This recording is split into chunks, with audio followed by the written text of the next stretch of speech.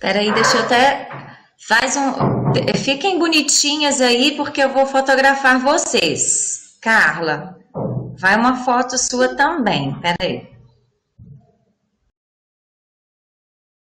Amanda, tô aproveitando que você entrou, já tô te fotografando. Que bom, eu sempre esqueço.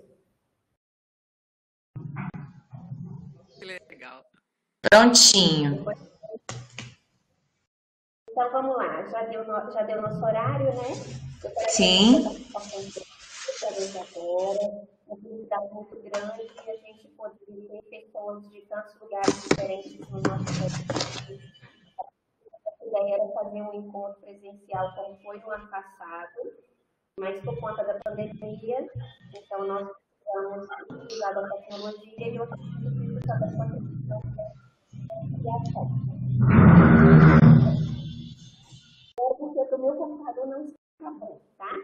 Mas eu quero apresentar a vocês o nosso professor, que é o Egon Juan. Ele é professor da instituição e está como nosso diretor-geral.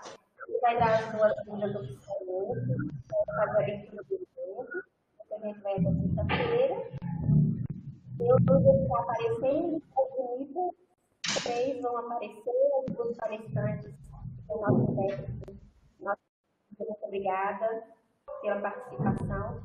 Eu auxiliando o pessoal que está entrando, tá? O chat vai ser usado também para as perguntas, então a gente tem que ir perguntando, a gente vai anotar, ao final as meninas vão responder, tá bom?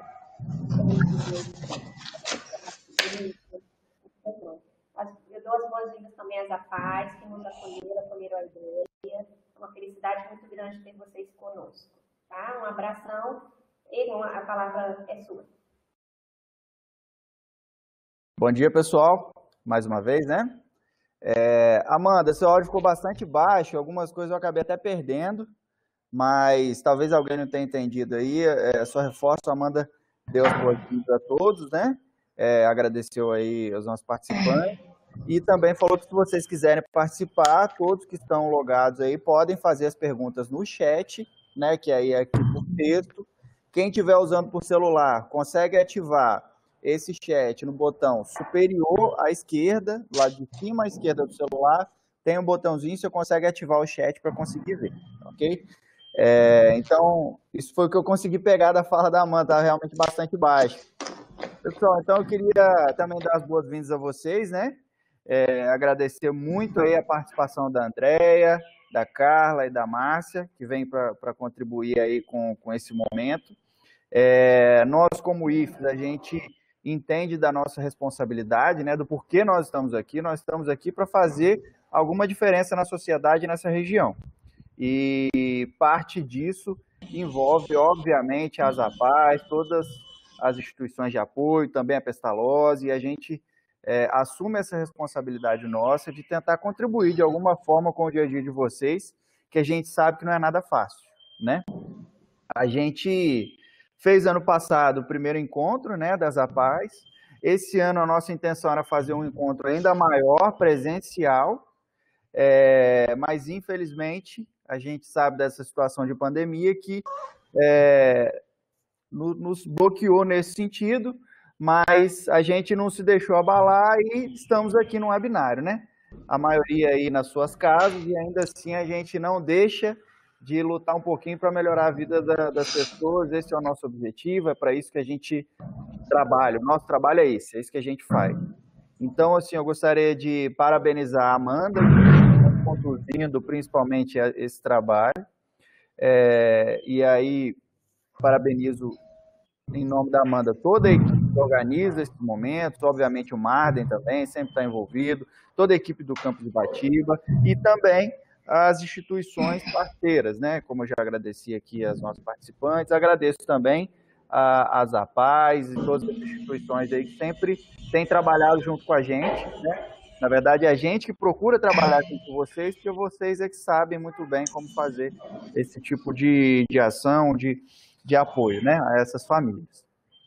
Então, assim, a gente vai ter uma semana de alguns momentos e que, embora a gente esteja nesse momento de dificuldade, mas me deixa muito feliz saber que ainda assim a gente está buscando estar presente, né, estar apoiando de alguma forma. Então, para finalizar, eu coloco o IFES Campus Ibatiba mais uma vez à disposição de todas as instituições e de todas as pessoas que queiram executar alguma atividade nesse sentido, tanto em relação às pessoas com necessidades específicas ou também algumas outras atividades de educação, de ensino, de desenvolvimento econômico. O IFES está aqui para isso, para fazer alguma diferença, para contribuir, para somar no desenvolvimento da nossa região. Então, a gente assume isso com muita tranquilidade e assim, com muito carinho. Então, toda parceria nesse sentido é bem-vinda.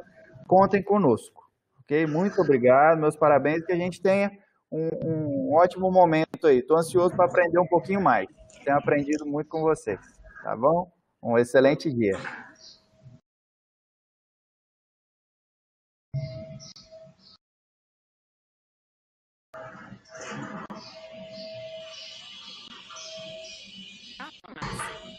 Bora, vamos lá então. Vamos começar então pelas apresentações. Primeiramente, eu gostaria de agradecer, né, ao convite por estar participando hoje desse webinário.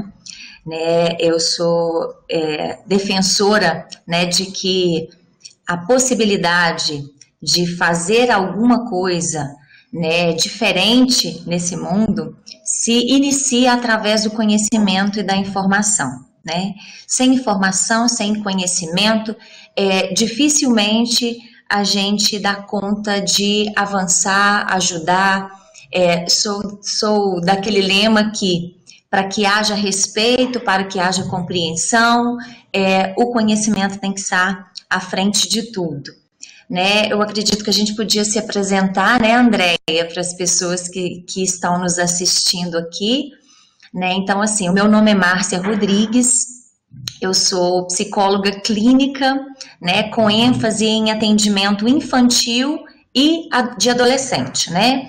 Sou especialista em perícia de trânsito e também especialista em pessoas com patologias especiais, em ênfase em autismo, né? Hoje a minha atuação clínica maior é específica nessa área, né? Eu atendo no meu consultório com esse enfoque. Atualmente também faço parte do corpo docente, né, do curso de psicologia do Centro Universitário Unifacig, aqui de Maiuaçu. Atuo como professora no curso de psicologia.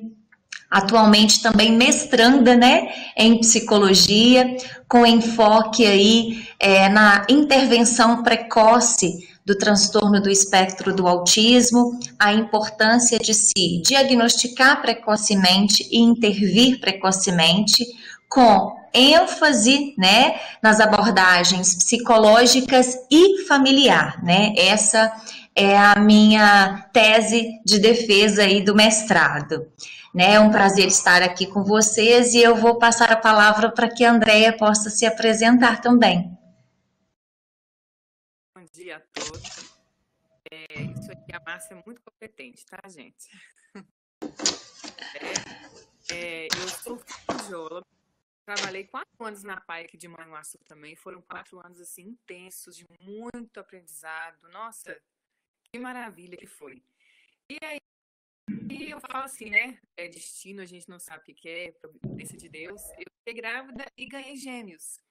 E eu saí da PAI, assim, acabou minha vaga, era pelo Estado, né, teve aquela lei 100, aquela confusão toda, acabou a minha estadia lá, né, meu tempo na PAI, e eu ganhei meus nenéns. Aí eu falei, então tá, vamos cuidar dos bebês, né, 2.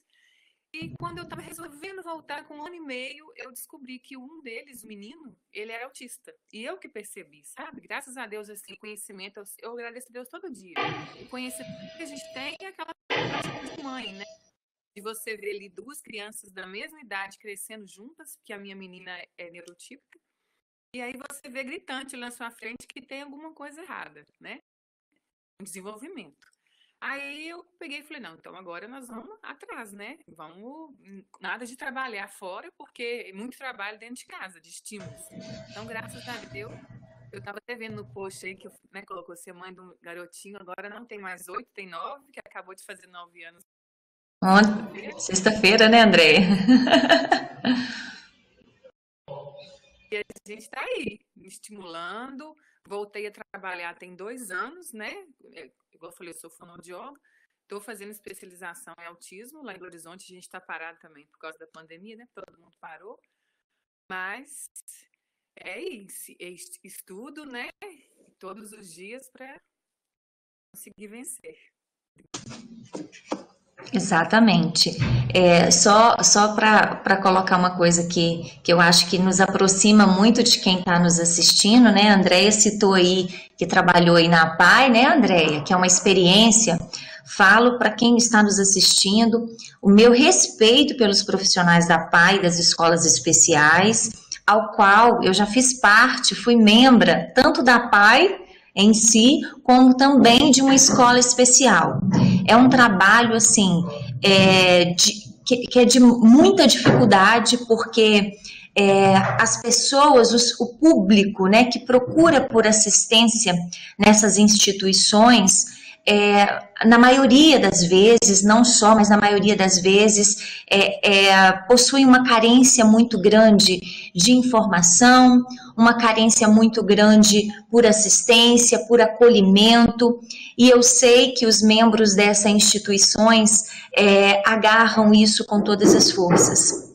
E a gente sabe também das limitações que a gente tem de enfrentamento dentro da instituição e tudo mais. Então, assim, só tenho a parabenizar, né? Fui membro, me sinto muito próxima dos funcionários, né? Dos profissionais que fazem parte, né, dessa instituição que a gente fala apaiana, e a escola especial, que tem uma diferença, né, André? A gente sabe que tem uma separação aí, mas que tem o mesmo objetivo, a mesma proposta, e que acolhem, né, com muita garra, esse público de pessoas especiais. E hoje a gente vai dar um enfoque no autismo, porque é a nossa via aqui, né, de conversação.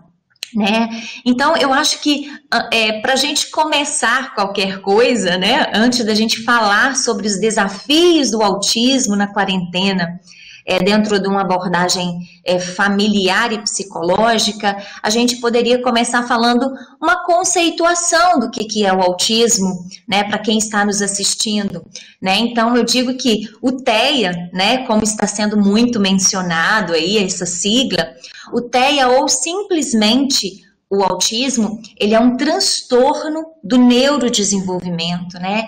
Isso significa que algumas funções neurológicas, elas não se desenvolvem como deveriam nas respectivas áreas cerebrais das pessoas que são acometidas, né, por esse transtorno, e é uma condição que é extremamente complexa. Por quê? Porque existem muitos fatores que contribuem para esse risco. Por isso que o autismo é tido como um transtorno multicausal. Nós não temos hoje um biomarcador que fala assim, olha, a causalidade do autismo é isso aqui, esse pontinho. Não temos. Nós temos vários fatores que contribuem para tal. Os sintomas também, eles vão variar, né? Esses sintomas, eles variam, então por isso a gente não consegue encontrar uma correlação, né, entre as grandes amostras de pesquisa. É por isso que a gente fala espectro, porque a gente tem uma variação sintomatológica, uma variação digamos que de níveis autísticos, aquela concepção, né, pessoal, que a gente tinha anteriormente de que o autismo era somente aquela pessoa que ficava no cantinho, que batia a cabeça na parede, que não falava, que às vezes que possuíam movimentos estereotipados muito latentes e significativos. Então, criou-se assim uma visão de que autismo é apenas isso. E de acordo, graças a Deus, com as pesquisas, né, por isso a importância de se ter evidência científica e pesquisa sempre, sabe-se que o autismo, ele não se resume naquele autista grave com comorbidades em retardos mentais e tudo mais. Esse autismo, ele tem variações de níveis e sintomas.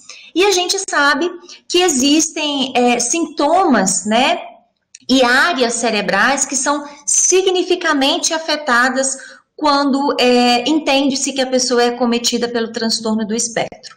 Então, a gente sabe que existem áreas como comunicação e linguagem, que é significativamente afetado, comunicação e interação social, comportamentos restritos e padrões repetitivos. A gente sabe que são as áreas que são significativamente mais afetadas. Porém, quando a gente, né, Andréia, diz dessas áreas assim, comunicação, linguagem e etc e tal, quando você fala alteração da comunicação e linguagem, dentro disso existe uma gama de alterações da comunicação e linguagem. Quando você fala alterações comportamentais, existe uma gama de alterações que estão dentro ali desta via. Quando você fala da alteração da interação social, ali também existem vários fatores. A gente vai conseguir entender aqui, a Andréia vai falar muito aqui sobre a experiência do Tiago, né? Tiago é um querido que faz parte dos meus queridos pacientes, né? E aí a gente tem uma característica do transtorno do espectro autista do Tiago. O Tiago tem a classificação dele autística e ele tem as peculiaridades dele, né? Mas a gente tem outras variações. Muito importante enfatizar aqui o seguinte, pessoal. Por mais que você, às vezes, eu vou falar agora essa fala até para os profissionais de APAE, que pega lá um laudo, né, vem às vezes um laudo médico ou de algum psicólogo especialista na área, dizendo, esse paciente tem cometido pelo transtorno do espectro autista e pode ser ali um autista de alto funcionamento. Se você recebe 3 laudos dizendo que existe 3 autistas de alto funcionamento, não significa que você vai ter que trabalhar da mesma forma. Porque o fato de ter a mesma classificação do espectro não significa que você vai ter a mesma pessoa diante de você. Por trás do transtorno do espectro autista, existe uma pessoa.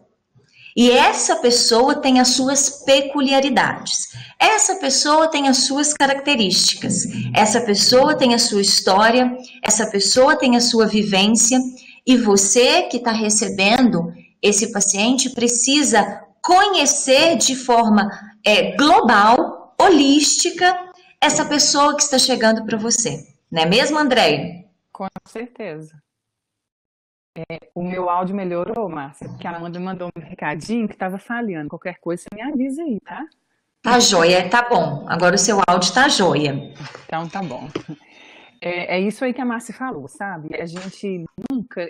de todas as convivências com as mães, de conversas com as mães que eu tive até hoje, que a gente tem um grupo de mães aqui, né? A Amanda conheceu a gente de uma outra live que a gente fez, aí fez o convite. E é incrível isso, como que... Eu falo, tem muito o que mudar ainda a questão dessa nomenclatura de CID ou o que vier por aí, porque é um leque muito grande. Então, assim, é impressionante como é que a mesma classificação dali no papel, né, de uma receita no laudo médico, para um menino que o outro não tem nada a ver. E isso confunde muitas pessoas, confunde uma mãe na hora que ela tem um diagnóstico, porque ela vê o outro, nossa, mas é o filho da vizinha, o filho de fulano. O meu filho não pode ter isso, porque ele não tem nada a ver com o outro, né? Então, o profissional tem que estar sempre estudando, porque, igual você falou, nunca pode se comparar uma receita de bolo, porque nunca vai ser a mesma coisa, mesmo ele tendo, né, alto funcionamento, baixo, o que for, nunca pode ser aquela ali, o tratamento daquele paciente não pode ser igual ao do outro, porque é diferente, é muito diferente. E a gente estava conversando, né, Márcia, da outra vez, se eu estiver indo muito à frente, a gente vai voltando. É porque eu estou pensando aqui nessa quarentena, né, do tema que a gente está falando, desses desafios. Então, assim, no começo, por o Tiago ser um menino que gosta, que é igual a todos hoje, né, que gosta muito de eletrônicos, então, assim, estava uma coisa muito tranquila aqui em casa, sabe? Mas falei, gente, eu estou muito assim, que bom, porque eu escuto uma salão que estão pirando, que o filho está jogando a casa no chão, e aqui a gente faz a rotininha da gente, então o tempo do eletrônico, ele fica ali, que você quase não sabe que tem uma criança dentro de casa. mas o tempo mudou, já são 4 meses, aí 3, a gente até perde. Quase 3 meses, né? Eu acho que 3 meses. Sim. Então, assim, e a gente tá dentro de casa mesmo, ninguém tá saindo, e o rapazinho começou a ficar muito agitado. Então agora eu falei, opa, negócio aqui tá igual todo mundo tá falando mesmo, agora nós estamos no meio da bagunça. E a gente tem que lançar a mão dessas coisas, né, de esquemas, de estratégias para lidar com as crianças, porque eu sempre, igual você falou, e a gente sempre tem que ver que eu não gosto de olhar para o Thiago como um autista primeiro. Primeiro, ele é uma criança. Tem as demandas de uma criança, como qualquer outra, e mais por causa do autismo, né? Então, primeiro a gente vai olhar ali uma criança de 9 anos dentro de casa numa quarentena. E essas comorbidades. Então, a gente criou estratégia. Eu sempre gosto de fazer aquela rotina visual, né? Porque isso é muito importante para o autista, a rotina visual. Então, a gente tem uma rotina. Eu faço, hoje ele lê, porque eu mandei para a Amanda ontem, eu tinha uma rotina, mas não precisa nem colocar não, Amanda, depois eu te falo. Eu tinha uma rotina quando ele tinha 4 anos, a gente tinha uma rotina que era muito visual, né? Era mais, eu gosto de colocar fotos, eu sempre, quando eu vou explicar para as mães isso, a gente põe foto. Eu gosto porque quando você vai olhar essas gravuras na internet, tem umas que ficam muito difícil, né?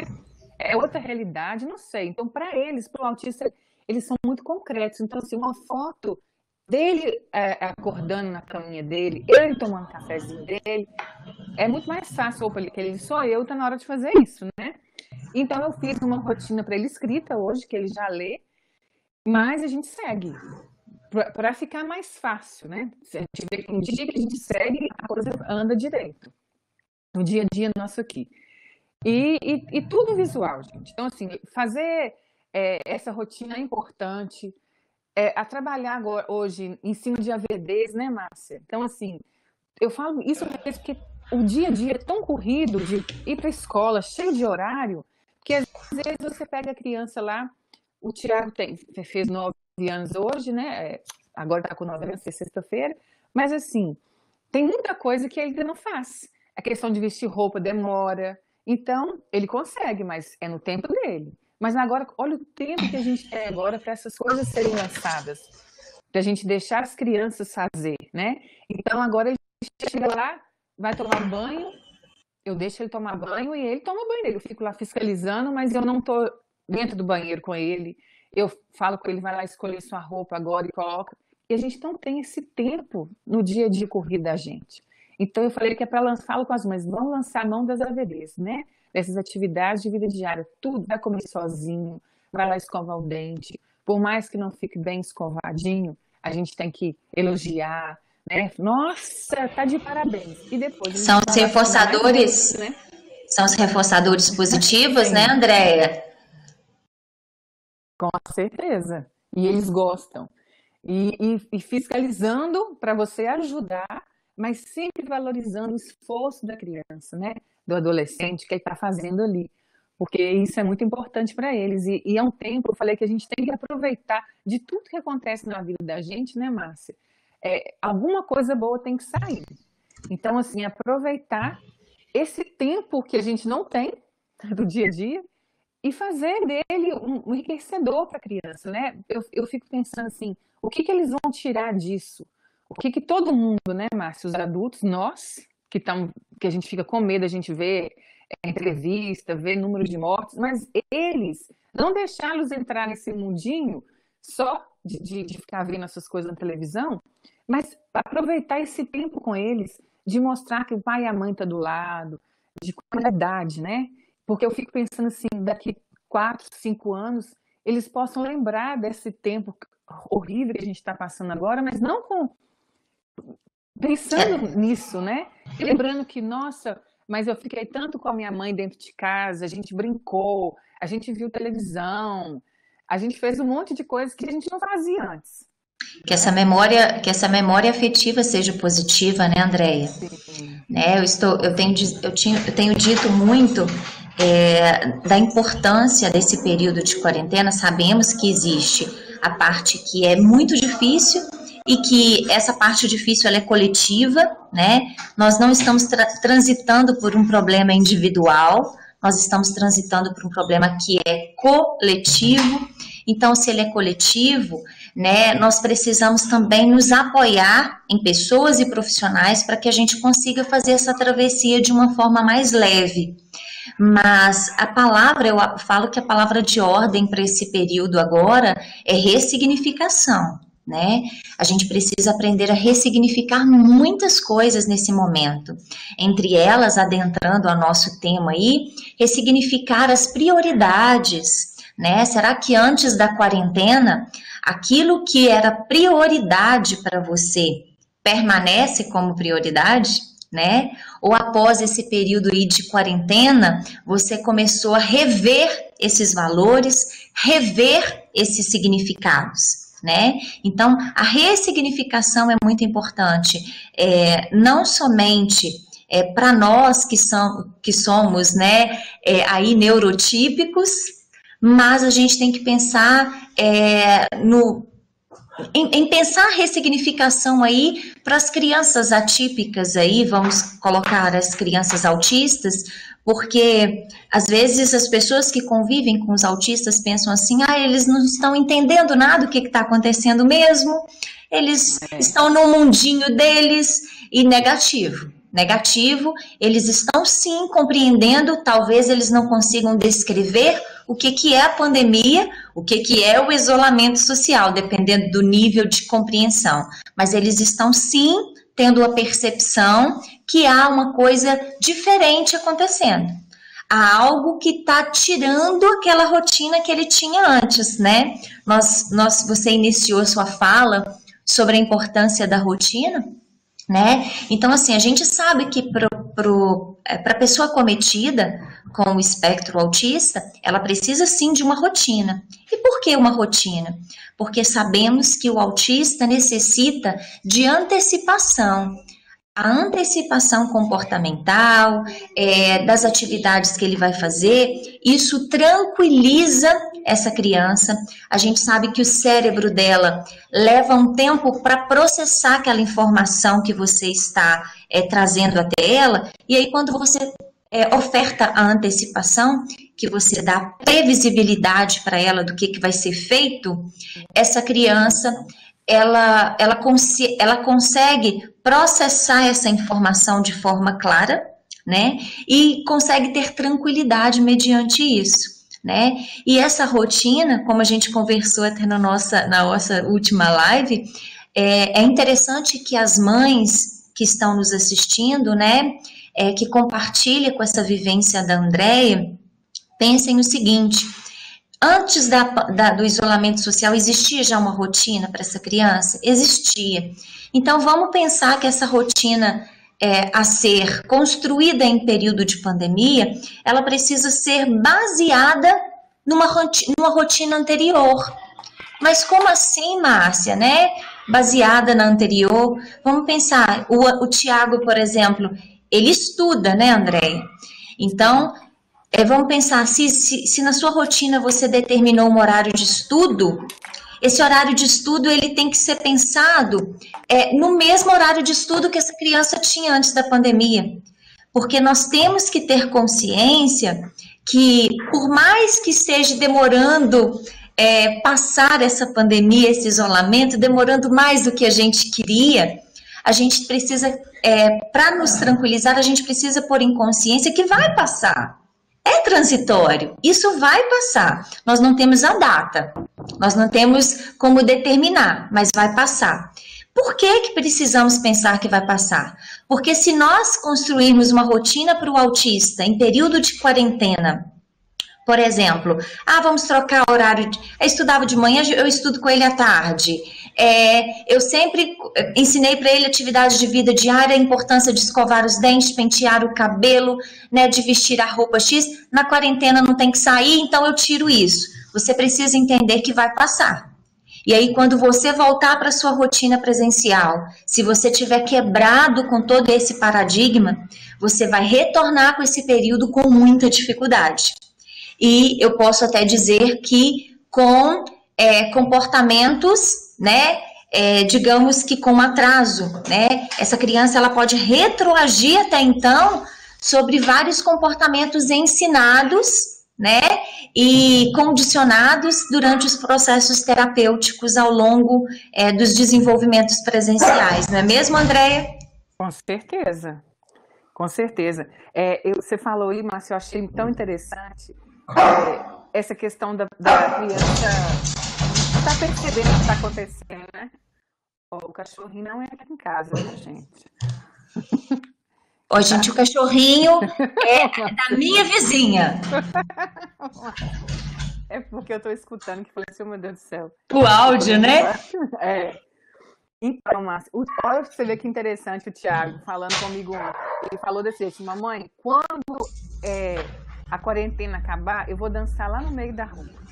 Então, assim, eu achei tão bonitinho ele falar isso, porque eles estão percebendo, é claro que está percebendo, é o que eu falei antes.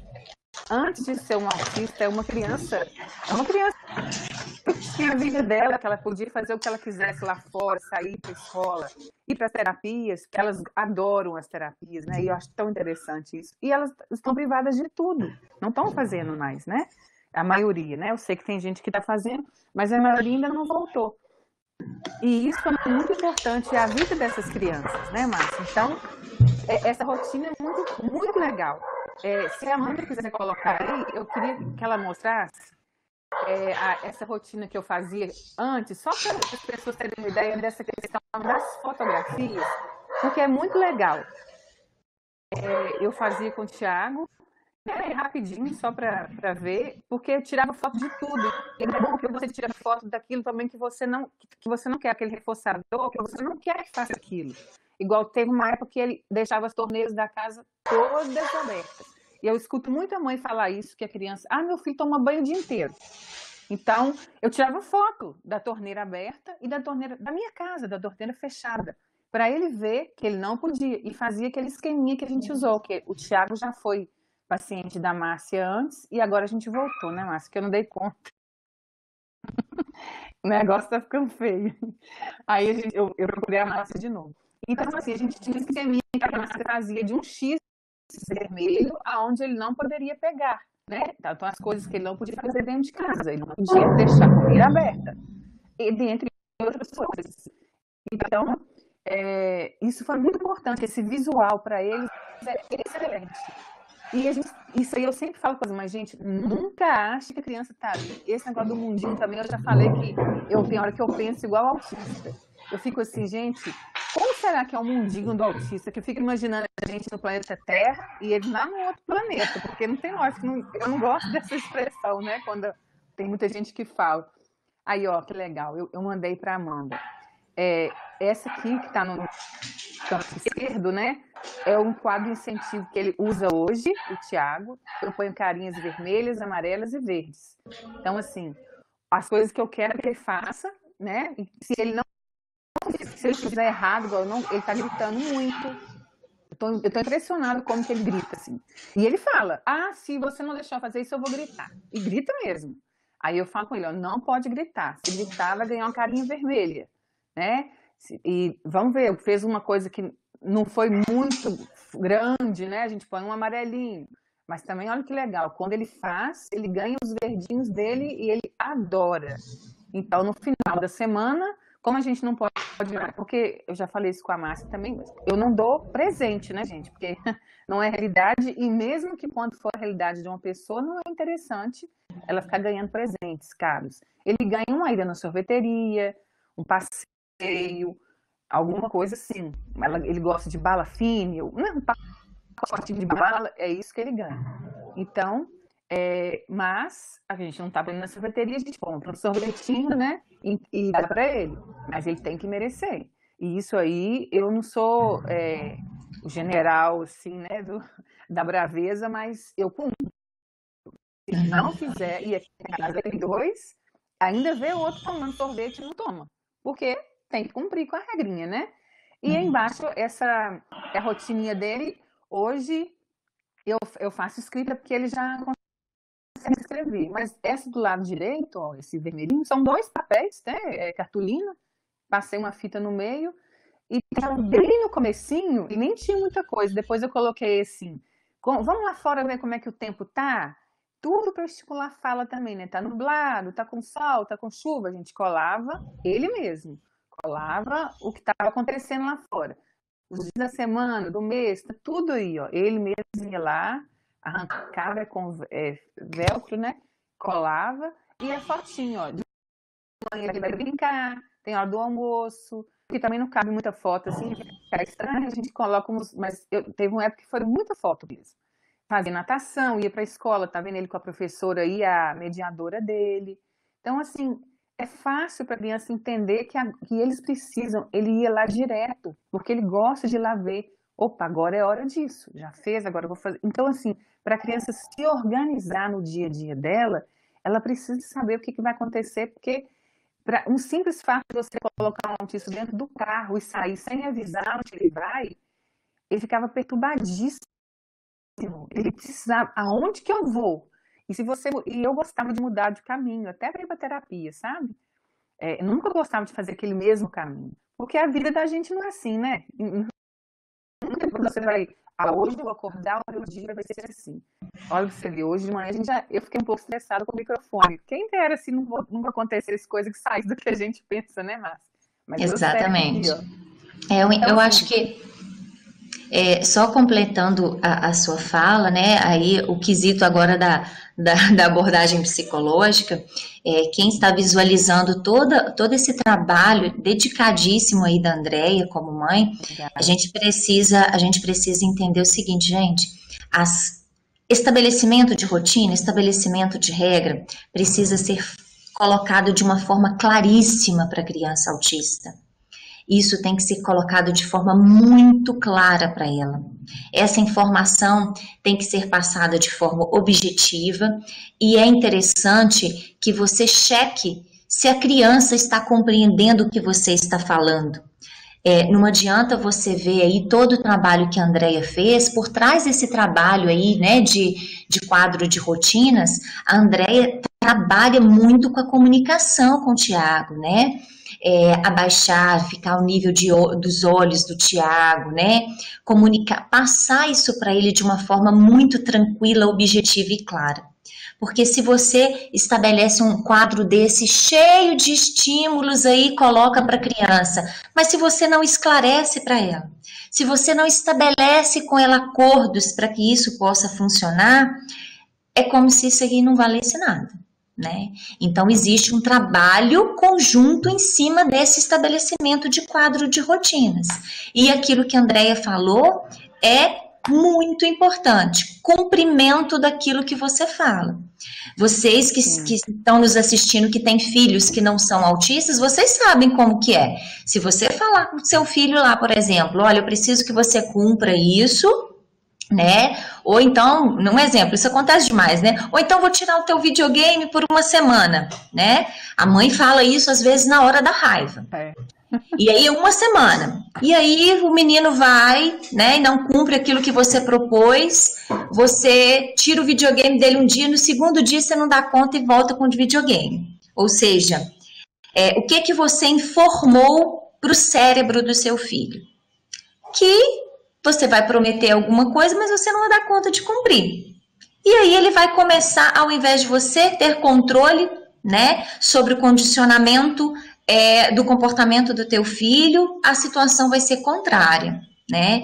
Então, o quadro de incentivo e quadro de rotinas é enriquecedor, vai facilitar muito a vida da criança, principalmente nesse período de isolamento social, mas ele precisa estar associado de clareza da informação de quem cuida e do cumprimento da fala, né, de tudo aquilo que você está fazendo no combinado. Procede, mãe? Sim, com certeza. E esse combinado é muito legal, até de coisas assim, é isso aí mesmo, do que vai acontecer. E outra coisa, as mães nunca falam uma semana sem computador, gente, que eu já fiz isso. Oh, meu Deus, como que é difícil pra gente cumprir isso, porque eu deixo um final de semana, eu deixo amanhã, por exemplo, as aulas online. Santo Deus, o Tiago já pegou o microfone e já ativou para falar com a professora, tia, A aula online é muito chata, tia, eu quero ir para a escola. Porque é mesmo, né? Depois a gente conversou no WhatsApp, ela falou, nossa, ele tá certíssimo, porque é muito chato. Ele não quer aula online. Então, tá muito difícil ficar de 1 às 5h30 todos os dias na frente do computador para assistir aula. E olha que ele adora o computador, né? As crianças gostam, mas é para brincar, é para jogar, não é para ficar assistindo aula de 1 às 5h30. Então, é o combinado, a gente escreve, eu escrevo até essas carinhas, ó. Você quer usar o computador hoje? Todos os dias, mas 1 hora tá lá à frente dele a folhinha. Aí tem uma carinha vermelha, uma amarela e uma verde. Aí, à medida que vai andando, a gente coloca lá. Ah, saiu, vai ganhar um amarelinho, porque ele saiu, não tá querendo assistir. Aí eu falei, olha, se tiver muito amarelo no final do dia, você não vai usar o computador depois da aula. Aí ele corre, senta e fica lá. Mas o Thiago tem TDAH, né? Ele tem uma comorbidade, então é mais difícil no caso dele de prestar atenção, porque ele é muito agitado. Agora também, a professora fez uma perguntinha. Ele respondeu, ele ganha o verde na hora. E é muito legal esse combinado, quando ele funciona. Porque ele ama ganhar carinha verde, né? Quem não gosta.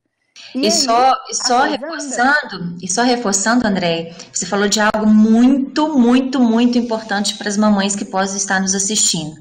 Entenda uma coisa, quando nós terapeutas falamos de reforçar o comportamento, qual é o embasamento da minha terapia com a pessoa com transtorno do espectro autista?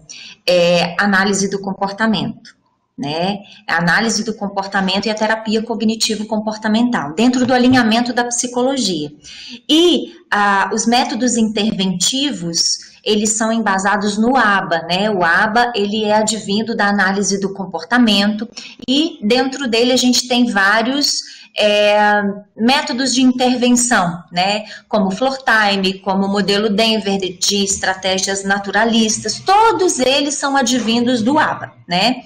Quando eu falo do ABA, às vezes tem algum psicólogo de APAE nos escutando, nós estamos falando do ABA do ortodoxo lá de trás, que a criança senta na cadeirinha e se dá um reforçador de comidinha para ela, não. Gente, é pesquisa, vamos nos atualizar, né? É o ABA atualizado, né? Com novos métodos interventivos, mas todo e qualquer profissional, eu sou da psicologia, mas todo e qualquer profissional precisa conhecer sobre o comportamento das crianças para se trabalhar com o autismo. E aí, quando a gente fala de reforçador negativo, reforçador positivo, né, para que a Andréia está querendo que o Thiago permaneça mais tempo prestando atenção na aula online. Então, ela está querendo ampliar um comportamento adequado do Thiago. Procede? Procede. Então, se ela quer ampliar, ela precisa ter reforçadores positivos para isso. E aí, ela traz a carinha verde para colocar ali no quadro de incentivos. Quando a gente fala de reforçador, não é o Thiago prestar atenção na aula agora, daqui a 40 minutos você vai lá e pega uma carinha verde. Ele não vai compreender. Reforçador positivo é aqui agora. Então, a Andréia está ali do lado dele, estudando com ele no computador. Ele prestou atenção, ele respondeu a pergunta da professora, o reforçador positivo, ele chega ali. Entende? Ele chega ali agora, assim que a criança compreende. A criança com autismo, se você deixar, ele fez uma coisa, né, que ele ampliou um pouco o comportamento adequado que a gente esperava. Pode deixar que eu vou lá na rua e amanhã eu vou dar aquele reforçador. Esquece. Você vai dar um presente qualquer, mas esse presente ele não vai ter a função de reforçador positivo, porque já passou. Para ele já passou. Então, a mamãe está arrasando em colocar o reforçador imediato. Aconteceu o comportamento, reforçador na hora.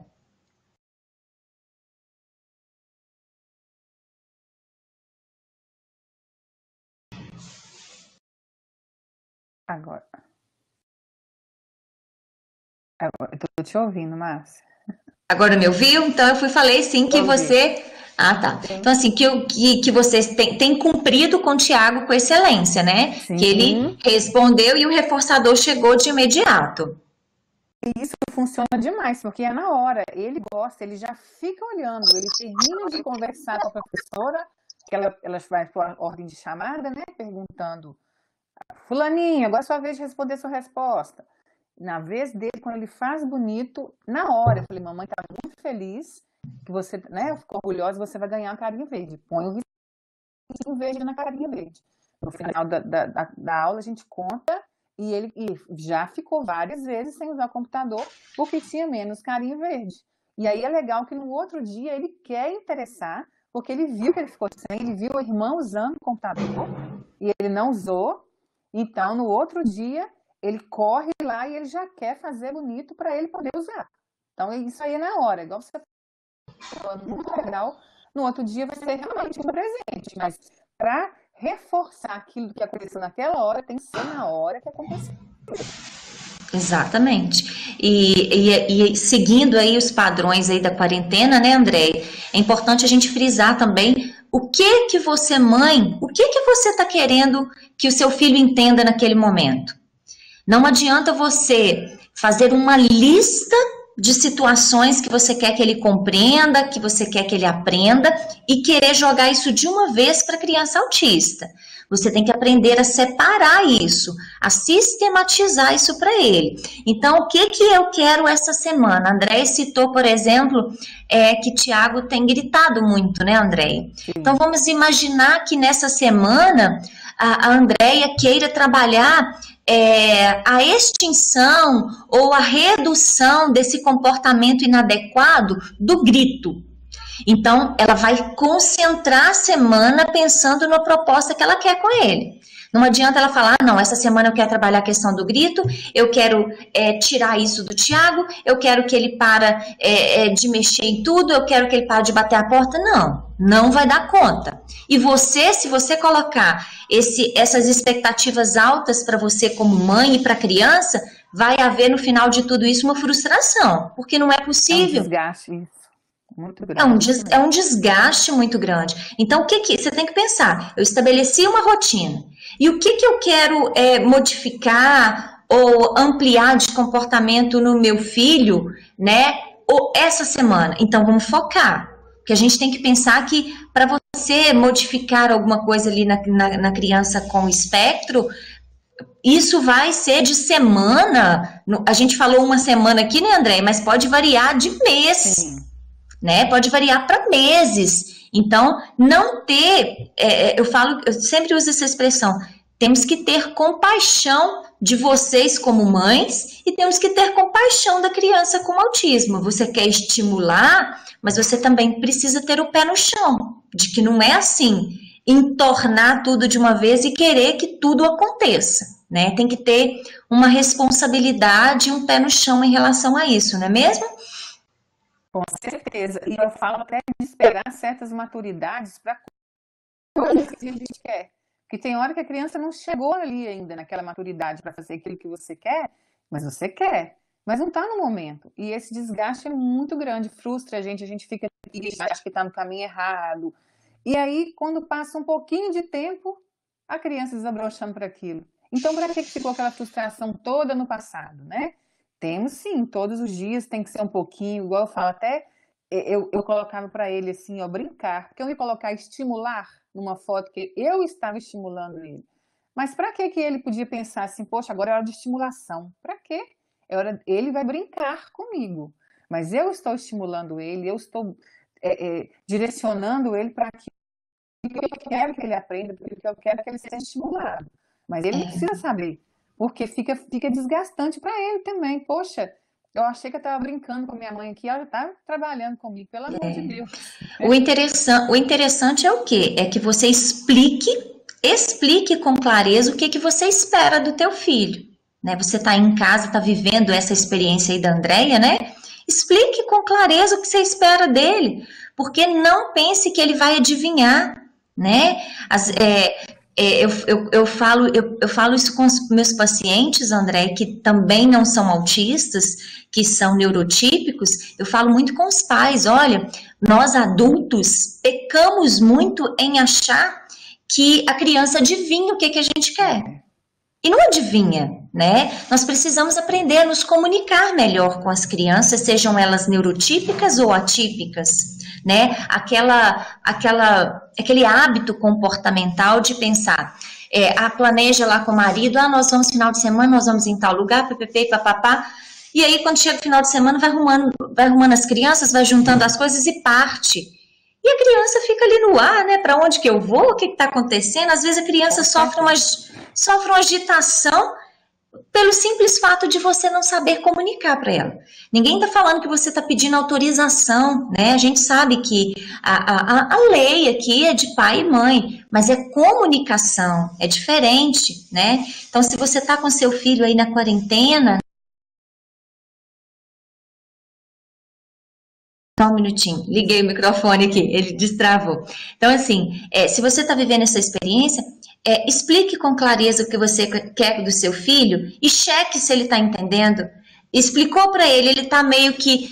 A gente sabe que a manutenção do contato ocular às vezes pode não ser eficiente, então volte-se para ele. Você compreendeu o que a mamãe está falando, Tiago? Então, repete para a mamãe, deixa eu ver se você entendeu. Se ele repetir, beleza, checou que tá ok, então ele entendeu o que você falou, né? A gente sabe que o ato da repetição e da antecipação, né, é a chave para o bom aprendizado da criança que é acometida pelo espectro, né, Andréia? Para isso, Márcia. E para isso também tem as histórias sociais, né? Eu acho muito interessante. Eu fiz uma viagem uma vez que eu fiquei mais tempo fora, eu e minha mãe. E eu achei fantástico, Márcia, eu peguei tudo que eu fui fazer, os dias que eu ia ficar, aonde eu ia, joguei tudo em gravuras e escrevi, eu sempre ponho gravura e escrevo do lado, né? E escrevi do lado, então assim, eu achei o máximo, porque você fica com aquela ansiedade antes que vai acontecer, como é que vai ser na minha casa, e foi ótimo, eu ligava para ele falava, mamãe, você está em tal lugar hoje. Eu achava aquilo o máximo. Como que funciona? Então, para tudo, para agora, para o coronavírus, para a quarentena, tem um monte de história social na internet, que você pega, imprime e chama ele, mostra, olha aqui, então nem precisa imprimir, tem videozinho já. Com desenho, tem desenho do vírus, por que tem que usar máscara, por que tem que lavar a mão. Então, assim, isso para criança é outra coisa, é muito interessante, porque eles estão vendo... Porque às vezes você falou, você está falando com o autista e é muito estímulo. O cachorro late, a porta bateu, aí a atenção já voltou para lá. Ficou você falando ali, ó. Agora, se você mostrar uma gravura, um videozinho, uma coisa lúdica para a idade dele, vai chamar atenção e ele vai perceber. Ele necessita do concreto, né? Ele necessita disso. Você pode ver que esse quadro de incentivo que eu fiz para ele está com celular. O hiperfoco do Tiago hoje é celular. Ele olha para o seu celular assim, ó, só de olhar ele sabe qual é o modelo, quantos megapixels, eu nem sei falar essas coisas, ele sabe tudo. Porque ele fica vendo esses videozinhos de celular na internet. Então, assim, tudo que eu vou trabalhar com ele, eu coloco no celular, a gente vai fazer uma redação na escola, né? Que é muito difícil para o caso do Tiago. Para muitos autistas, mas no caso dele, essa questão da compreensão é difícil para ele. Então, assim, vamos falar sobre celular. Não tem problema, eu vou dissertar sobre celular, mas ele está fazendo um textozinho. Depois a gente vai, aí para frente nós vamos melhorando isso. Mas então, se eu falo com ele que o celular, tem um celular muito legal, mas ele vem na hora. Então, em cima disso, eu trabalho um monte de coisa com ele. Uhum. A gente sabe, você falou aí da questão, né, dos enfrentamentos aí das mamães que na hora de fazer uma redação com os autistas, né, que já são verbais e tudo. A gente sabe da dificuldade, pessoal, porque o autista ele tem uma objetividade muito grande na fala, né? Ele é objetivo e sistemático. Então, se você faz uma pergunta para ele, a gente usa uma expressão de senso comum que eles não têm filtro, né? Mas é para dizer o quê? Se você tá ali meio com a sua autoestima muito baixa e no experimento, então perguntar para o autista se tá lindo, não. Porque se ele achar que não tá lindo, não está lindo, não é assim, André? Então, assim, eles são muito verdadeiros. Nós usamos, nós que somos neurotípicos, nós usamos máscaras sociais para a gente conviver. Então, às vezes a pessoa tá lá, né? Nossa, eu tô me sentindo assim, eu não tô me sentindo bem, eu tô achando que eu me engordei muito. E aí ela te pergunta e você tenta, né? Você vê às vezes que ela engordou, mas não é mentir, mas você tenta aliviar aquela tensão. Olha, não, né? Talvez você possa, você não tá tão gorda assim, não é nada disso. A gente cria toda uma história em volta disso. E o autista, ele é do que ele vê. Ele é daquilo que ele consegue perceber. Então, se você perguntou, ele vai te dar aquela devolutiva. Então, por que às vezes a gente tem essa queixa dos pais falando, olha, eu vivo uma dificuldade muito grande para o meu filho que é autista fazer uma redação. Porque se está lá assim, faça uma redação sobre o cachorro. O microfone, Márcia.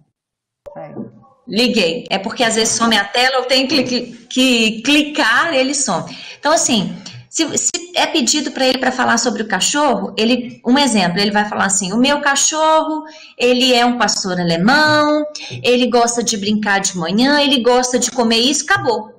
Ele late, pronto. Ele late, pronto. Aí ele escreve um parágrafo. Aí, um parágrafo ele escreveu, e aí você fala assim, não, mas a professora pediu uma redação de 20 linhas. Mas mamãe, eu já escrevi tudo. Eu já escrevi tudo, porque ele não entende que ele tem que florear, né? Ele tem que criar. Então, realmente, a gente sabe que existe aí a dificuldade nisso. Então, para facilitar, se não houver ali uma temática escolhida pela professora, faça como a mamãe Andréia. Você encontre ali o que o teu filho gosta, o que é o foco dele de pesquisa e escolha para falar, porque aí ele vai ter mais coisas para falar, né? Se for um tema já definido, aí eu oriento a vocês, pais, que necessitarão estar perto deles para ajudá-los, digamos que para aumentar o vocabulário e a escrita desse texto, porque eles vão precisar, tá? Não é mesmo isso, Andréia? Sim. Você está falando aí, eu achei muito interessante, que eu gosto muito de ler sobre textos, né, de autistas adolescentes e adultos. E uma vez eu li que a adolescente tinha ganhado um presente da avó de Natal. E a avó perguntou na frente dela, né, ali, rápido, você gostou? Ela, não. Jesus. Aí a mãe correu com a criança para o quarto e perguntou, minha filha, mas não pode falar isso. Mas ela perguntou para mim se eu não gostei, mas a gente não pode falar isso. Aí ela falou, mas então eu vou ter que mentir? Aí o Thiago faz isso comigo direto, você fica assim, meu pai, o que eu vou responder agora, né? Aí a mãe falou isso que você falou, a história são mentiras sociais, é para não deixar a vovó triste. E a criança não entendeu ela não gostou. Esses dias eu comprei um biscoito, passei na porta da casa de uma amiga, que a gente não tá, né, encontrando, mas ela gosta, deixei um biscoitinho de polvilho que eu fui na padaria, que ela gosta, e o Thiago estava no carro. Quando eu entreguei pela porta, ele falou assim, eu comprei só um pacote, ele viu. Mamãe, mas eu queria esse biscoitinho, eu gosto tanto dele. Aí eu falei, Jesus amado.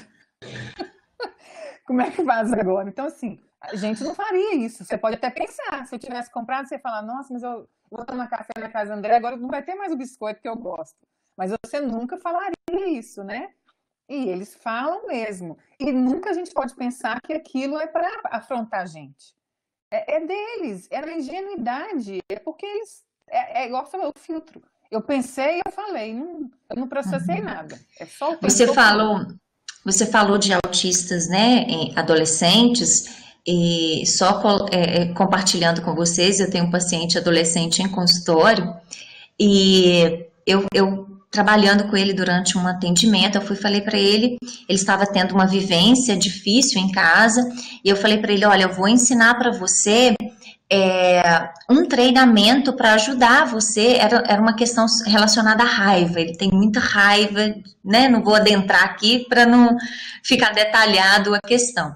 E eu falei, olha, vou ensinar para você uma técnica para ajudar você a sair dessa condição quando essa e essa situação acontecer, né?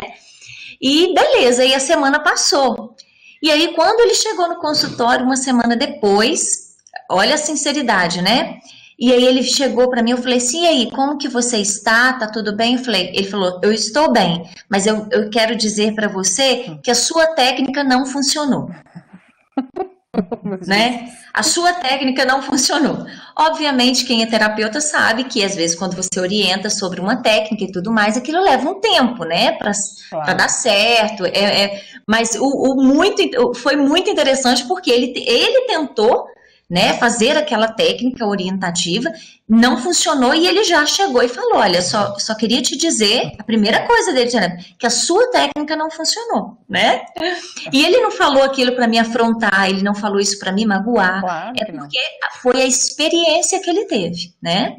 Então, assim, e aí seguindo, né, nessas questões aí de quarentena, né, Andréia, eu acho que vale a gente ressaltar aqui, porque a gente falou de rotinas, os quadros de incentivos, é muito interessante que você, dentro dessa rotina estabelecida com o seu filho, você crie horários para fazer coisas prazerosas com ele e com a família, né? Isso independe até de quarentena. A gente sabe que é tão pesado, né, uma criança com transtorno do espectro, porque ele tem terapias a cumprir, rotinas de vida diária a cumprir, mas dentro desse contexto, você não pode esquecer de separar tempo para que ele tenha momentos de prazer com a família e momentos de prazer com as coisas que ele gosta de fazer, para que isso possa ser motivador no dia a dia dele, né? Sim, eu estava conversando com outra mãe outro dia e falei isso com ela. É o tempo livre da criança. Isso é muito importante.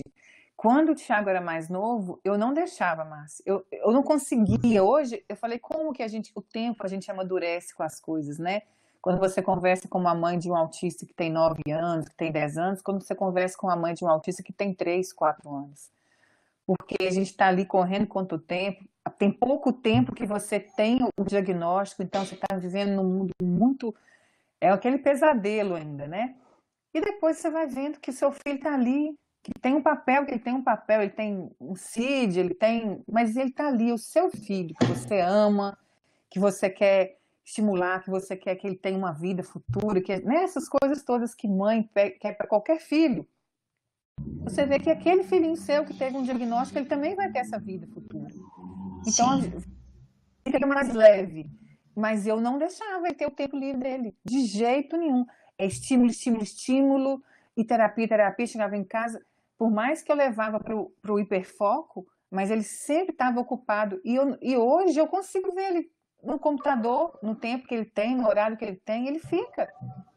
Claro que alguma coisa ele está ganhando ali, porque eu sempre acho que tem algum estímulo nisso, mas não é o meu que eu faço com ele, de sair, de querer uma fala, né, de querer algum comportamento, mas é importante esse tempo livre. Como é muito importante tempo com a família, até porque, além de você estar ganhando estímulo, essas coisas, você está ganhando tempo com seu pai, com a sua mãe, aquele tempo afetivo, que vai ficar na memória afetiva, vai ficar guardado, né? A memória afetiva é tudo, né? É tudo, Márcia. Eu falo com as mães, nota na escola é importante? Porque infelizmente a gente ainda tem um sistema muito arcaico de escola, mas é o que a gente tem. Então, todo mundo, eu passei por isso, você passou, todo mundo vai ter que passar. Mas levar o emocional, a cabeça, né? Eu acho que hoje, eu vi um quadrozinho esses dias, achei muito legal, importâncias na quarentena, estava tudo lá. O carro desceu, mas o psicólogo estava lá para cima, porque a gente tem que cuidar da cabeça da gente, porque é primordial isso, você estar bem com você, com o mundo, com o seu próximo, né? E eles precisam disso também, dessa paz, dessa tranquilidade, de saber que seu pai está ali, que sua mãe está ali, que todo mundo tá unido, né? E ficar esse tempo juntos. Então, isso eu preocupo muito aqui. A gente sempre cria alguma coisa para ter um jogo entre família, um momento, né? Para a gente ficar juntos, para eles levarem isso para depois. É o que eu falo sempre, é o seguinte, há uma preocupação muito grande quando chegam os diagnósticos, né, ou as avaliações para a gente em consultório, há uma preocupação enorme por parte dos pais da família, se a criança vai falar, se a criança vai ler, e se aquela criança vai conseguir ter uma profissão e trabalhar na vida. Eu não julgo isso, né, Andréia? Porque realmente é uma preocupação, a gente sabe, né? Os pais pensam, eu não sou eterno, né? Tem toda uma preocupação. Mas eu converso demais, eu tiro meu tempo para orientar os pais em consultório. A Andréia sabe disso. Eu gosto daquele tempo com a família. E falo o seguinte, olha, a leitura é importante, a fala é importante, ter perspectiva de trabalho é importante, mas nada disso vai valer se o seu filho ele não aprender a conviver com pessoas. Nada disso vai valer se ele não for simplesmente o seu filho. Nada disso vai valer se ele não tiver vivência afetiva com pai e mãe, memória afetiva. Vamos pensar, tem autistas com altas habilidades? Temos sim. Mas vamos pensar que nós temos um autista com alta habilidade na computação e ele é fera. Mas se você não conseguiu trabalhar com ele, a interação social, os relacionamentos, trabalhar com ele as emoções, a capacidade de conviver com pessoas, ele pode ser um expert, ele pode ser uma expertise na computação. Mas ele vai trabalhar como em algum lugar se ele não consegue minimamente se relacionar com outra pessoa. Nada disso vai valer. Então, quando você pensa que um QI de altas, né, as altas habilidades, que o QI elevado é muito importante, ótimo. Mas se isso não for trabalhado na concepção da inteligência emocional, é preciso estimular a inteligência emocional de toda e qualquer pessoa, nada disso vai valer. Esse QI elevado, principalmente no campo das pessoas acometidas por autismo, se você não trabalhar as relações, as emoções, como lidar com essas emoções, como se relacionar com as pessoas, o QI, né, elevado no campo da matemática, da informática, da música, ele morre, porque para que isso vá para frente, a inteligência emocional tem que estar funcionando paralelo a isso. Né? Então não se esqueça dessas questões que eu falo que são primordiais. Tem um autor, só citando aqui no campo da psicologia, ele chama Donald Winnicott, ele é um psicanalista do campo infantil. Ele escreveu um livro chamado Privação e Delinquência. O que é interessante da fala dele? Ele fez uma pesquisa na época da Segunda Guerra Mundial, ele era um neurologista antes de ser psicanalista, e ele participou de uma viagem de um navio que deportava crianças da Segunda Guerra Mundial, né? Era um calabouço cheio de crianças que os seus pais morreram, foram retiradas das famílias, estavam sendo deportadas para até outros continentes e tudo mais. E dentro desse navio, ele começou a perceber que uma criança começou a bater na outra, crianças começaram a se morder, né? Crianças agrediam, ficaram muito irritadas, agressivas, e aí ele percebeu que aquela agressividade, aqueles comportamentos delinquentes, eles começaram a se apresentar, visto que as crianças não estavam recebendo as necessidades básicas vitais de que todo ser humano precisa. E dentre elas, a mais importante, afeto. A ausência da necessidade básica de afeto gerava nessas crianças ali um comportamento agressivo, um comportamento chamado delinquente na época por ele. Então, por que eu fiz esse recorte para que vocês entendam, né, que por trás de todo o ensinamento e toda técnica terapêutica, o afeto tem que acompanhar tudo isso. A vivência familiar tem que ser somada a tudo isso. Porque sem esse afeto, tudo isso vai ser meramente um treinamento e um condicionamento, e não um aprendizado de vida, né, Andréia? Isso mesmo, Márcia. Tá de parabéns, eu concordo. Ô, Márcia, eu tô pensando aqui, tô vendo aqui que já tem mais de 1 hora, e se a gente fosse falar... E eu falei que se for falar de autismo, eu vou embora, porque eu falo eu adoro. E a gente tem que ter tempo para perguntinhas, né? Aí Sim. a Amanda tá me lembrando aqui, que senão não vai dar tempo, mas eu concordo com o que você falou, porque nesse afeto é que a criança vai criar esse, como que se diz? Esse emocional Esse dela vínculo, forte, né? né? O Sim. vínculo emocional, né? As raízes, né? Estão aí, Sim. né? Os galhos podam, cortam, mas as raízes estão ali. Só para fechar aqui, André, eu acho que é bem significativo, nós falamos isso na última live, vocês que estão nos assistindo, profissionais, mães, às vezes até algum aluno aí do campo das especialidades, né, psicologia, fone e tal, saiu uma pesquisa agora, né, eu gosto de buscar essas informações, a gente sabe que nos Estados Unidos as pesquisas de autismo são em ponta, né, saem de lá. E nos Estados Unidos tem o CDC, que é o Centro de Controle de Doenças, onde existe um número de pesquisas muito grande e muito sérias, né? E no dia 20 ou 26, não sei, de março desse ano, de 2020, saiu uma pesquisa, né, do CDC, do Centro de Controle de Doenças nos Estados Unidos, que a cada 54 crianças nascidas, uma será autista. Em 2018, a pesquisa era: a cada 158 crianças nascidas, uma seria autista. 2 anos depois, de 2002 para 2020, a cada 54 crianças nascidas, uma é autista.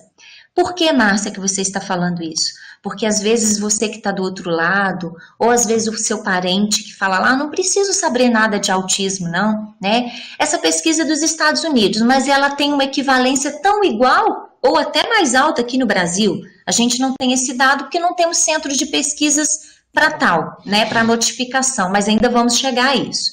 Mas o que eu quero dizer para você se você não tem um filho com autismo, né, se você ainda não tem ninguém na família, com essa probabilidade de 54 crianças que nascem numa maternidade, uma vai ser autista, entenda que você vai ter sim alguém na família com autismo. Então, nunca foi tão importante a gente conhecer sobre. E sem o conhecimento, volto a repetir, sem conhecimento você vai machucar, sem conhecimento você não vai ajudar, sem conhecimento você não consegue fazer nada para aquela pessoa. Né? Preconceito só se combate com conhecimento, né? Então fica isso mesmo. Com informação. Então pense nessa informação aí, né? Pense nisso. Acho que é significativo. Isso mesmo. Acho que agora a gente vai responder as perguntinhas, né? Que senão não tem. Isso, vamos lá. Isso aí. Já de antemão agradecendo as falas, né, de vocês duas, Márcia e Andréia, e o pessoal que está assistindo, se vocês quiserem fazer algum comentário ou alguma pergunta, podem fazer no chat agora e a gente vai selecionar essas perguntas e vai repassar para as duas palestrantes, tá? Então fiquem à vontade agora de perguntar, de comentar. Já foi feita uma pergunta durante a fala de vocês. Eu vou buscar a pergunta aqui e passar para que vocês possam comentar sobre. Deixa eu só buscar aqui que a gente salvou. A pergunta foi da Larissa Ambrosi. Ela faz um comentário primeiro e depois ela faz uma pergunta. Ela deu bom dia, né? E perguntou se a Andréia também era professora. Vocês tiveram a apresentação no início, talvez ela não tenha escutado. Aí, Andréia, você pode falar de novo, né? Sua formação, sua experiência aí para ela. E ela trabalhava em uma creche. Ela fez o seguinte comentário: na creche onde eu trabalhei no ano passado, também tínhamos uma criança autista. Só que havia um problema. Quando a criança estava se adaptando à rotina, a mãe, não sei porquê, tirava a criança da creche. Nesse caso, víamos mais o problema na mãe em aceitar do que na própria criança. E a partir daí ela faz a pergunta sobre o comentário dela. Minha pergunta é: como trabalhar com os pais?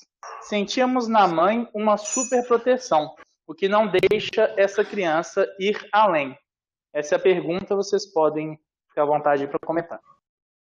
Eu vou só me apresentar de novo rapidinho aqui e vou deixar para a Márcia responder, mas como mãe também vou falar um pouquinho. Eu sou fonoaudióloga, tá? Larissa, né, que foi que falou.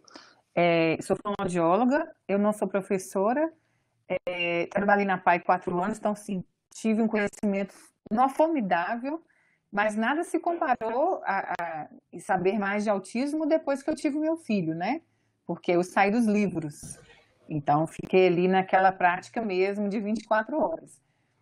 Sou mãe de um autista de 9 anos. E o que você falou aí, infelizmente, a gente vê muito ainda, sabe? Eu não gosto de falar mal dos pais, não. Porque um pai, eu não acredito que um pai erra querendo errar, né? Ele erra querendo acertar. Mas tem pessoas que demoram mais tempo para sair do luto. É difícil essa questão do emocional do outro, né? Graças a Deus eu falei que eu chorava em cima do computador, mas eu lia. Chorava e lia, chorava e lia. E graças a Deus eu tive conhecimento para entender aquilo, porque tem gente que não sabe. É igual o Maslow, é falta de informação. Escuto que todo mundo fala, autista está no mundinho dele, autista agride, autista... E isso não é verdade, né? Porque tem aqueles que chegam a isso porque, infelizmente, não tiveram aquele tratamento mais cedo lá na frente, né? O precoce. Então, fica mais difícil mesmo. Ficou dentro de casa, ficou sem ter contato com pessoas e é mais difícil de controlar. Mas não é possível, né? Sempre eu falo, essa questão que a gente precisa deixa até 4, 5 anos tem que trabalhar, depois fecha a janela de oportunidade. Não tem isso. Não, todos os dias é dia de aprender, é dia de estimular. Claro que a gente sabe da neurologia, o que é de estudo aí, que até o primeiro ano de vida da gente, assim, são conexões neurológicas incríveis, então a gente tem que aproveitar isso. Mas não que quando passar, não seja aproveitado. Então, infelizmente, essa mãe perdeu, né? Quando a criança está adaptando, tirar ela da creche, olha para você ver. Infelizmente, é para a criança que é ruim. Mas tem pais que a gente tem que trabalhar mais. Tem trabalho com os pais. Aí a Márcia vai falar agora. É Larissa, não é isso? Larissa, então, eu não vou me apresentar, que eu acho que a confusão era só com a Andreia mesmo na apresentação, mas eu sou psicóloga e também professora da universidade aqui. Mas assim, o que eu queria dizer para você é o seguinte: concordo plenamente com a Andréia de não haver julgamento dos pais. Quando eu iniciei falando sobre autismo na minha carreira, né, eu tinha uma palestra que chamava assim: quando o diagnóstico não é fácil. E eu levo essa frase até hoje, porque é tão difícil para nós profissionais estudarmos e conhecermos a fundo o autismo. E a gente, quando trabalha no consultório, aqueles pacientes, eles ficam ali, a cada sessão ele fica 50 minutos com a gente. E a gente sabe o quanto é difícil, né? É prazeroso para a gente que gosta de fazer isso, mas a gente sabe o quanto é difícil, a realidade tem que ser dita. Então, imagina isso na vida de um pai, quando ele recebe o diagnóstico de que o filho é autista. Que ele sabe que dali para frente, como o autismo, né? O autismo é uma condição neurológica, é uma condição diferente que o cérebro tem de funcionamento e não existe uma cura para isso, existe tratamento. Então, para esses pais processar essa informação daquele filho idealizado, né? Porque todo mundo, quando planeja ter um filho, ninguém planeja assim, eu vou engravidar, vou ter um filho autista, eu vou engravidar e vou ter um filho com síndrome de Down. Ninguém faz esse planejamento. O filho ideal construído na nossa cabeça é diferente. Você planeja mundos e fundos para essa criança. E aí, quando essa criança chega, que existe algum diferencial no desenvolvimento dela e vai fazer uma investigação e chega o diagnóstico de que seu filho é autista, há uma quebra, um rompimento, né, um corte muito grande daquele filho ideal para aquele filho real que se apresenta, né? O imaginário se rompe, né? Então, assim, é muito difícil para essa família receber. Algumas famílias, mesmo diante da dor, né, trabalham, buscam por informação e atendimento. Outras famílias, mediante a dor, paralisam, né? Por um tempo, assim, não tem como eu dar precisão para você por quantidade, porque vai ser uma variação de uma família para outra.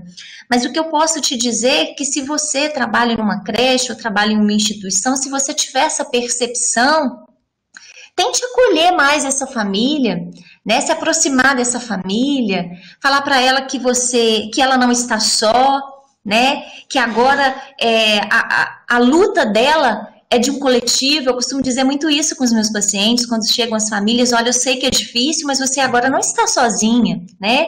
Você tem a mim como profissional, você tem o fono como profissional, né? Mostrar para essa família que pode não ser fácil, mas é possível passar por isso, né? Temos prova dessa mãe que está aqui conosco hoje. Mas para que isso seja possível, tem que haver o estudo, tem que haver busca de conhecimento e uma coisa muito importante: precisa existir uma rede de apoio para essa família. Eu já queria falar isso. Né? Muitas vezes essa mãe, às vezes, está agindo dessa forma porque por trás dela não existe uma rede de apoio. Márcia, que rede de apoio é essa de profissional? Não, rede de apoio. A mamãe que está lá atrás, será que a mãe dela, a avó dessa criança, está ali acolhendo? Será que o marido dela também está acolhendo esse diagnóstico, essa situação, né? Então, a gente precisa se acercar dessa rede de apoio. Andréia fala uma coisa que eu acho fantástico, a gente conversa muito, ela fala: Márcia, eu dou conta de fazer o que eu faço porque eu tenho minha rede de apoio. O meu marido está comigo a todo tempo, a toda hora, ele é um parceirão, ele não abandona a causa. Eu tenho a minha mãe e o meu pai que, por mais que tenham dificuldade de entender o que é o autismo, não me desamparam. E aí, qual a consequência disso? Fortalecimento da Andréia.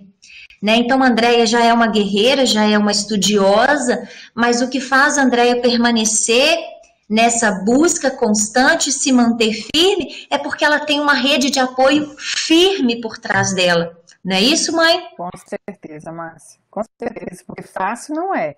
É o que eu falo até quando a gente recebe, você falou no começo aí, é autofuncionamento. Mas não é porque ele é de autofuncionamento que é tudo mil maravilhas, de jeito nenhum. E como eu tenho essa rede de apoio, eu apoio nela mesma, eu agarro com unhas e forças para eu ficar bem para ele e para mim, né? Para a gente conseguir.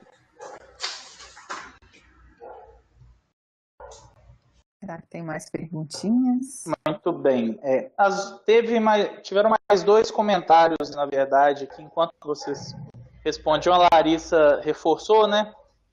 Dessa questão de que a mãe acabava tirando e retornando com a criança, né? Com ele, que no ano passado ela fez a matrícula 4 vezes, em apenas um ano, né? Esse processo de retirar. Acho que vocês comentaram bem aí a questão do envolvimento da família, da necessidade dos pais terem conhecimento de ter uma rede por trás, né, também dos outros familiares para poder auxiliar nisso. E a Maria Ieda, mais acima, ela tinha feito o mesmo comentário, um comentário muito semelhante, né, colocando quando os pais não colaboram com a escola em relação ao filho, né.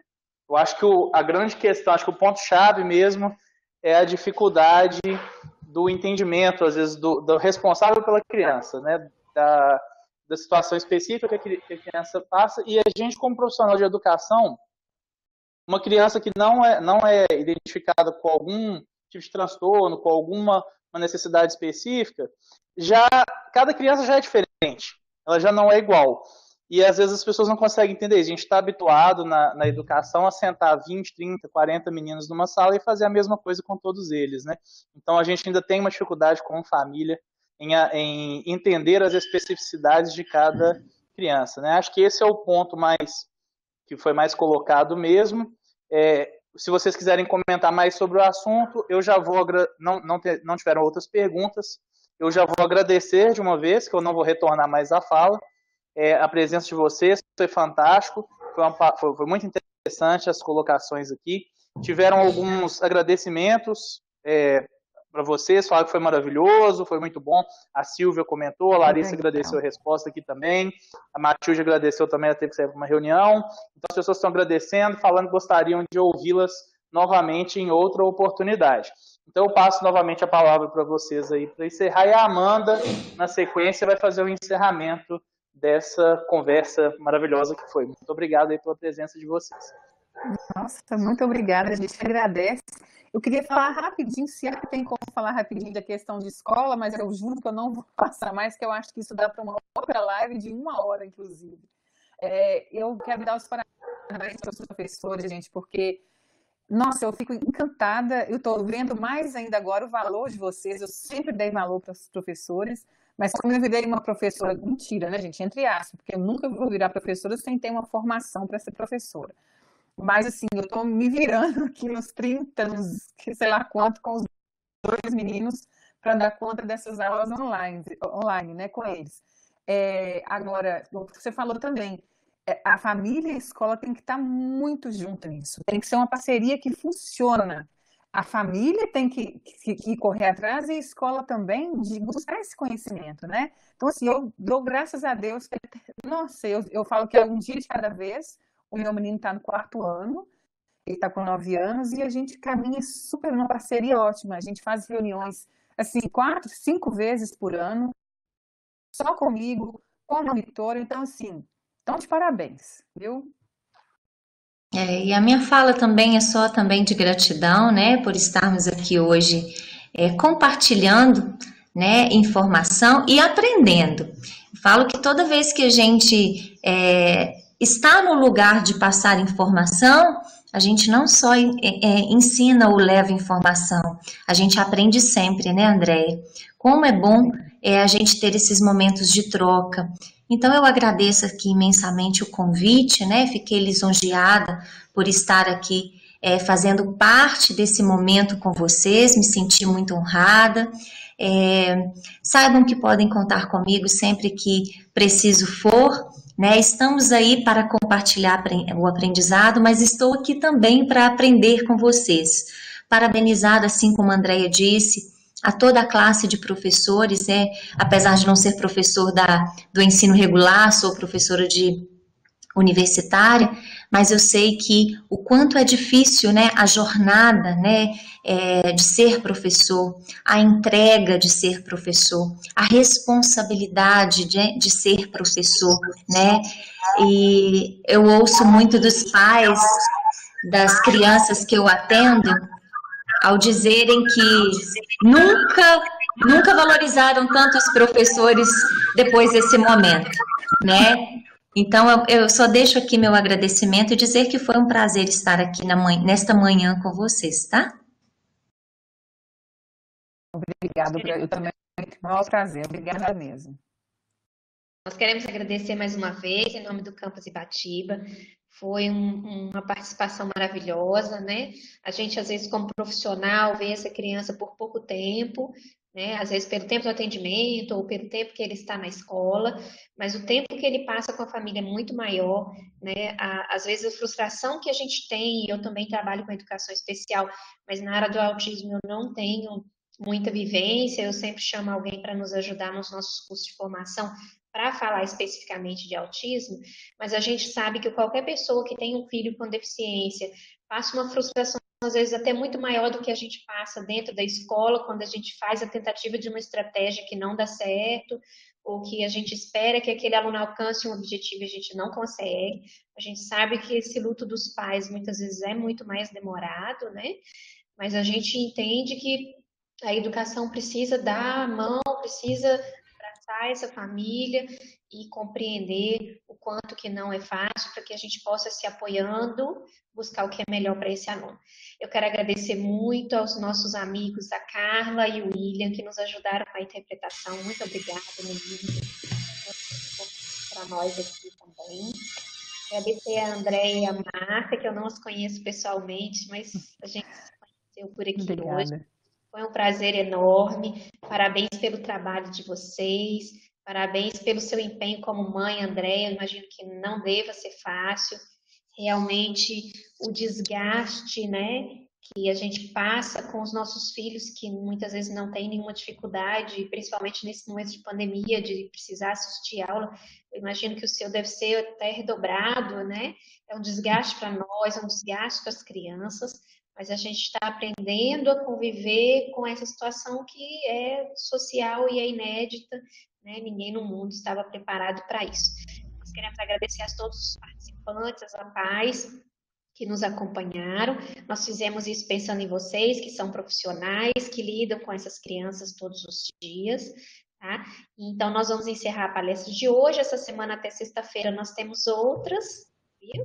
Então, muito obrigada. Se vocês puderem deixar um contato aí do bate-papo público para as meninas, seja da associação que vocês estão vinculadas no Sul, seja um contato profissional de vocês, às vezes elas podem também indicar aos pais que já conhecem ou chamá-las até mesmo para momentos outros mais específicos dentro da APAE delas, viu? Um abraço para todos, foi um prazer, muito obrigada. Prazer foi nosso. Prazer foi nosso, muito obrigada. Obrigada. Pessoal, gostaria de agradecer também, né, as meninas, foi um momento muito enriquecedor aí, muito obrigado a todos os participantes também. E parabenizar pelo momento. Foi muito bom mesmo, foi muito aprendizado aí. Beleza? Grande abraço. Obrigada. Obrigada, beijo a todos.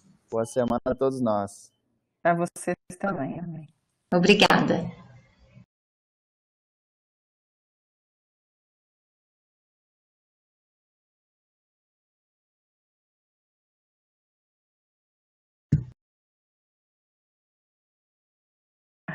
Acabou? Pode sair? Vou deixar o nome no chat aqui, né? Isso, deixa o contato fazendo favor no chat, tá? Tá, joia. Tá, ok. Obrigada. Muito obrigada.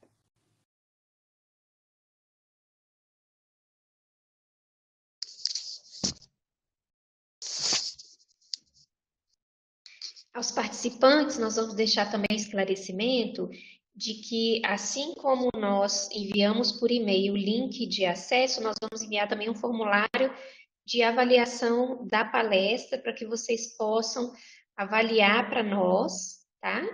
E a partir dessa avaliação nós vamos também dar o certificado de vocês. Muito obrigada.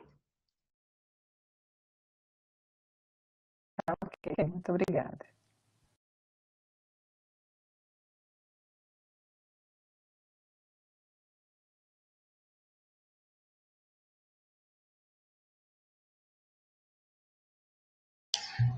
André, é ela que vai desconectar?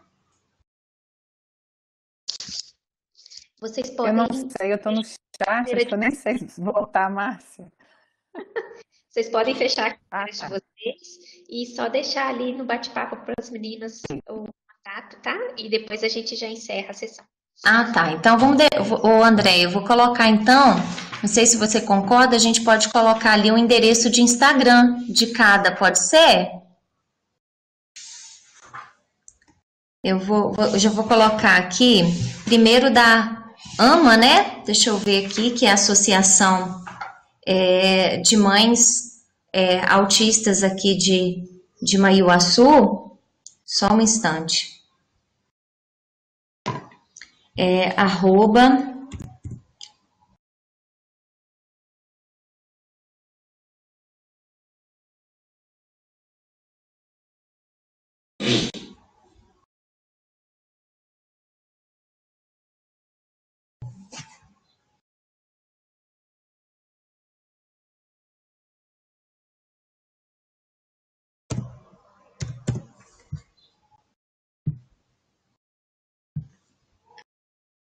Andréia, qual é o seu endereço de Instagram? @Andréia